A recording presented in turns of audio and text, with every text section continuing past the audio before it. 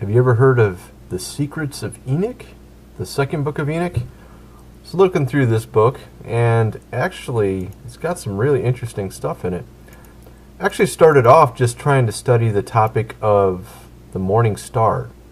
You know, is it Jesus or Lucifer? And I did a search on Google and read a ton of different articles, and it just seemed like they were kind of guessing, a lot of them. I just felt like they really weren't. I mean, they never even talked about the Greek.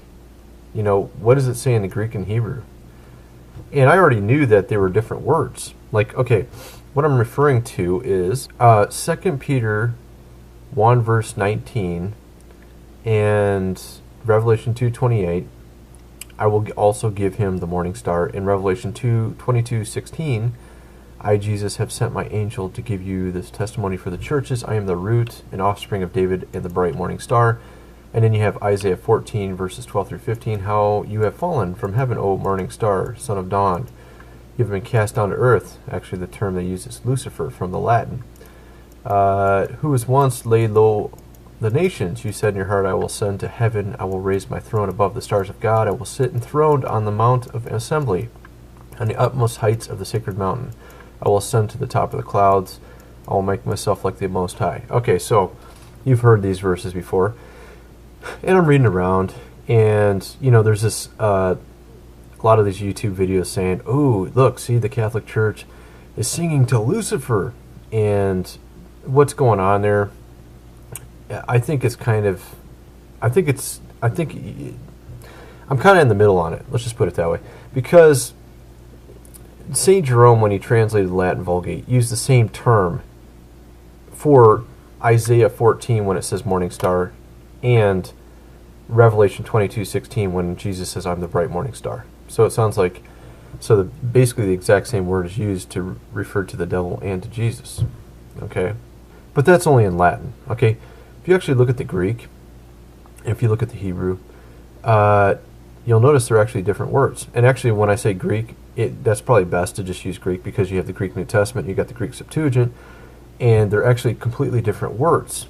Okay? And actually, I'm going to tell you what it really means, and how they're not actually saying the same thing. Okay, I got both terms in front of me. For Jesus, it is actually the Greek term orthrenos, which means relating to dawn. It means early, like sunrise, okay? And the one that's referring to Lucifer in Isaiah is the term hiosphoros, which means to bear or carry, okay? It's not exactly the same. Because one means to bear the light, the other one means it is the light. Okay, so Jesus is the light. He is the early sunrise light. He is the light. And Lucifer is the bearer of the light. Okay, and Lucifer was his name before he fell. So this is what his job, in a sense, it was sort of his name was describing what he did. He bore the light. And what does that mean by bear the light? Uphold the light. What does uphold mean? Well, actually, I did a lot of research on what his job was. He was a cherub before he fell, and which is a second-tier angel. He wasn't from the highest level. He was second down. That's what I'm trying to say. The highest tier is archangel, which would be Gabriel and Michael. So Satan, or Lucifer, was actually not even the highest form of angel. He was second. He was actually below Gabriel and Michael, and actually got his ass whooped by Michael, right? When there was a war in heaven, as it says in Revelation. But of course, Lucifer had 1/3 of the angels, and Michael had the other 2/3. But what I came up with, it means to bring the light. It means to bear, to uphold the light. And let me just read a little bit here. It means to support, to defend. And here we go, Ezekiel 28, verse 14. Thou art the anointed cherub that covereth. And by covering, it means protecting, okay, and also supporting, kind of like his right-hand man. God's right-hand man was, in a sense, this angel, this cherub named Lucifer. He was sort of the guy that hung out near the throne of God on the Mount of God. in the highest heavens, and was sort of the protector, sort of the announcer, because he had pipes in himself. He was covered in gems and his pipes in him. And I'll just read some of this. Ezekiel 28 verse 14, thou art the anointed cherub that covereth and protecteth, and I have set thee. Thou wast upon the holy mountain of God. Thou walked up and down in the midst of the stones of fire. Now, what's interesting about stones of fire is I've been reading The Secrets of Enoch, which is the second book of Enoch. It talks about in day 2 of creation that the angels were created. Okay, and it says they were made of fire. And actually, it doesn't say they were made of fire, but it talks about in the creation process there's a fire, and actually their weapons are made of fire and things like that. And that's why you hear about a fiery sword in the Garden of Eden, protecting the garden from Adam and Eve entering back in after they sinned. So there's actually, I can't remember, a few angels, a few cherub that were protecting higher up angels, and actually it talks about that in the Secrets of Enoch. So basically his job was, he was kind of like, in a sense, God's, I wouldn't say necessarily bodyguard, sort of like announcer, promoter, bodyguard, sort of like, this is what Lucifer was, even though he wasn't the highest angel. I mean, if you think about it, it's kind of like, these bodyguards for the president, sort of, but, also an announcer, sort of got like two jobs in one. But he tried to exalt himself above God. And let's see here. It says he guarded the expansions of the heavens. And actually you don't see that in the scripture unless you look at the ancient Greek in the Septuagint. Or actually, I looked at the Hebrew, actually. The Greek doesn't say a lot. I think it was the Hebrew. Yeah, Ezekiel 28, verse 14, the Hebrew, if you look at it, it just says covereth, protecting, stretched out, protecting in the dewy reams, and it doesn't really explain what's going on here. But actually, from what I understand, it looks like he was sort of the protector, promoter of God in the expansion of the heavens, in the higher heavens where the mountain of God is. Okay? So I think that's pretty detailed. And it says he has pipes in him, so I think this is where I get the idea. He's sort of kind of like the announcer as well, because he's got pipes in him. What are those pipes for? I mean, goodness gracious, right? So obviously he was sort of a protector. He hung around God, sort of right-hand man, and I'm guessing he was sort of a promoter or announced something or whatever in front of God. I'm just guessing that's what the pipes are for. I mean, what else are they for? To make music? Some say that he was the greatest musician. Well, those pipes could be used for announcements as well. It doesn't necessarily mean he was a musician. It doesn't say he was a musician, but I'm sure it made music. I don't know exactly what. The point is he had pipes, whatever the heck those are for. So it says he covered, protected. He was sort of, that was his territory. Okay. Let's see here. 2nd Enoch, chapter 29, verse 3. Here Satanel, which is Satan, was hurled from the height together with his angels. And he was actually, when he was thrown out of heaven, he was circling above the pit. I guess bottomless pit, I don't know. That's what it says in Enoch. It says that Satan was created on the 2nd day of creation and turned from his order and attempted to set his throne, just a sec here, as high as God's throne. Genesis 1:8, and God called the firmament heaven, and the evening and the morning was the 2nd day. So in Genesis 1:8, when he created the heavens, he created the angels, according to the Secrets of Enoch.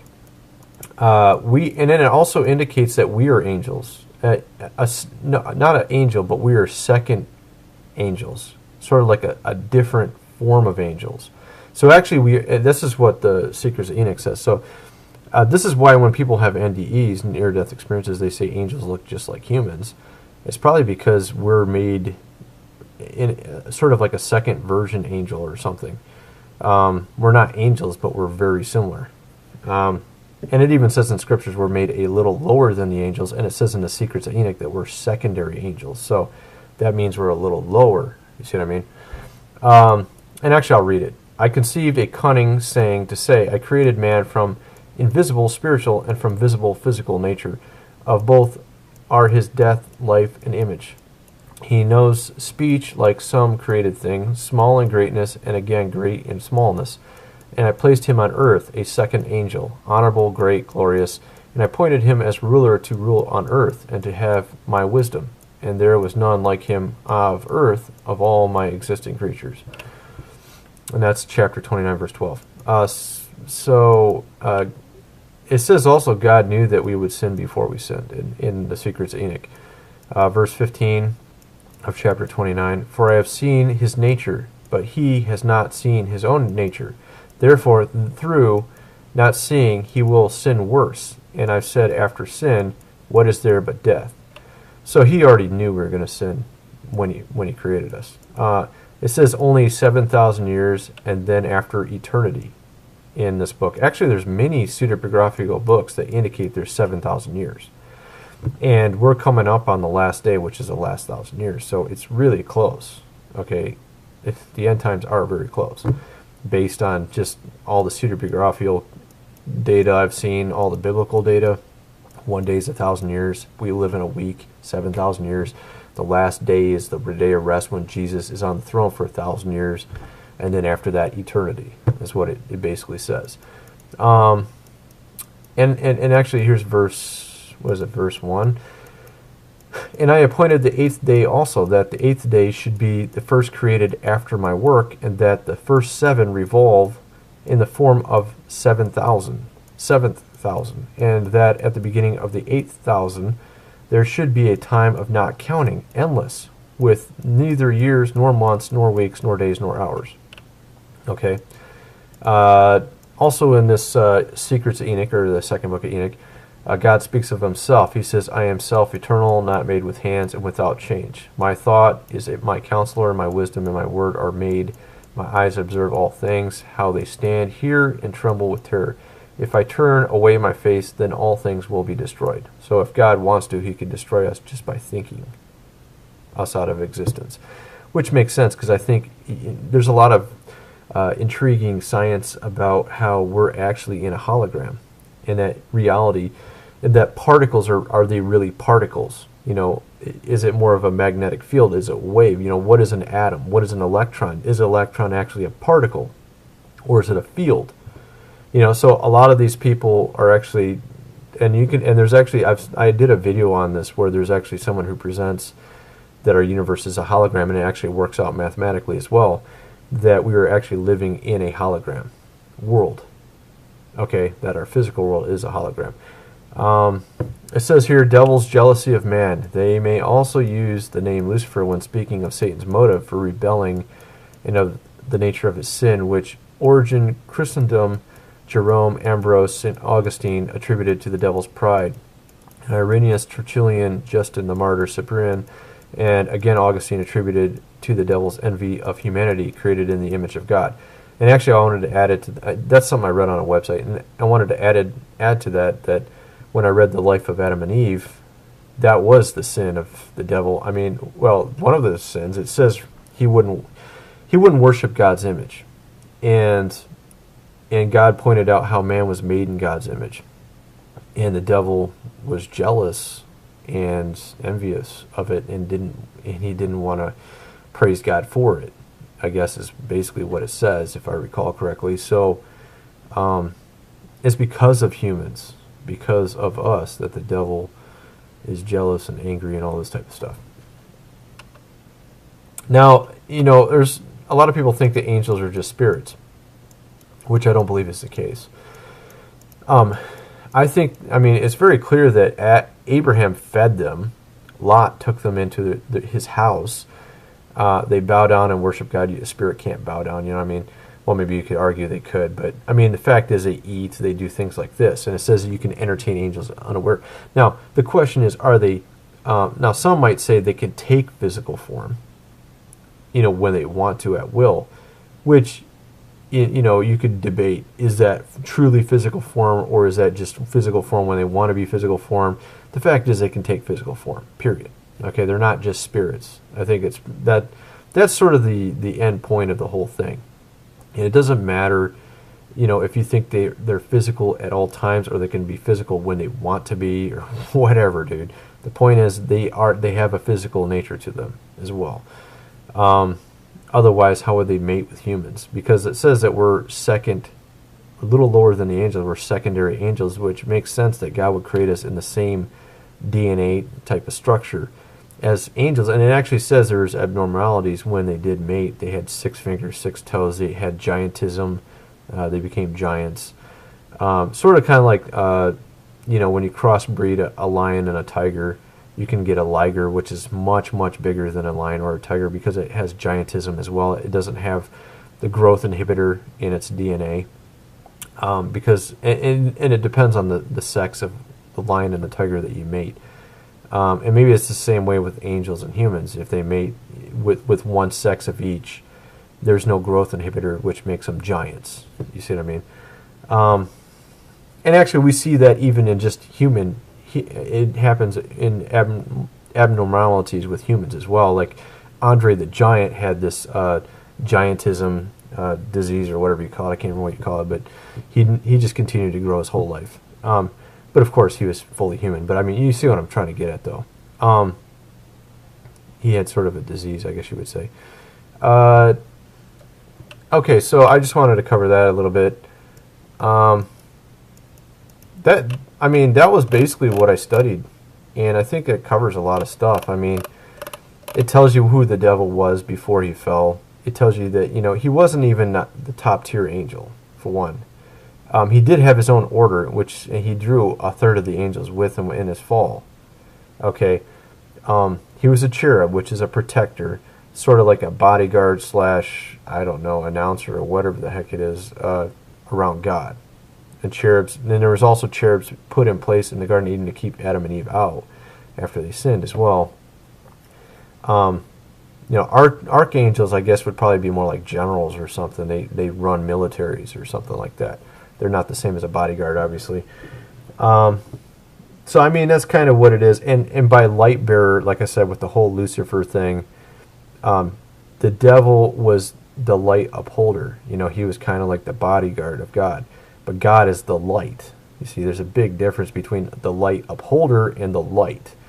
Okay? So, it was unfortunate that St. Jerome used the same Latin term to describe both. And then now, in Catholic Mass, you can have a song that's sung that people can point at and say, hey, look, they're singing to the devil. But they're singing to God because the Vulgate uses the same word. But then you have to ask yourself, is there a conspiracy here? Is there a conspiracy? Did they purposely do that? Did St. Jerome purposely use the same word? Is the Catholic Church hiding something? Which they could. I don't know. It wouldn't really surprise me, but I don't think that's what's going on here. But there's a lot of weird stuff that goes on in the Catholic Church. You know what I mean? So I don't know. It's hard to say. My wife's Catholic. One of my good friends is Catholic, and I have friends of all of them, Orthodox, Protestant, everything. But my whole thing is that we just follow God, and we try to follow the Scriptures. That's my whole point. And I think there's corruption in the Protestant Church, and a lot of Protestants are completely naive to it. And I actually covered it in a lot of videos, so just check out my other videos.